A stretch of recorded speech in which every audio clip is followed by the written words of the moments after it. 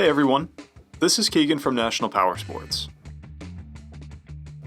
This 2021 Can-Am SPYDER F3 Limited SE6 with 105 miles passes New Hampshire State inspection and runs well. It comes equipped with ABS, traction control, cruise control, heated grips and seats, TPMS, a multifunction 4-speaker audio system, reverse, an electronic windshield, and an onboard computer. It's been upgraded with a windshield. Strikingly modern and unique, the SPYDER F3 Limited SE6 offers long-distance comfort and exciting power on the stability of 3 wheels. Powered by a 1330cc 3-cylinder engine, the SPYDER puts 115 horsepower and 96 foot-pounds of torque through a 6-speed transmission.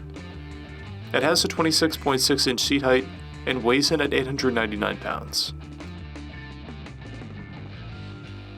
To see everything we know about this vehicle, including full mechanical and cosmetic condition reports, the service repair order, high-resolution photos, and more, please visit the listing on our website.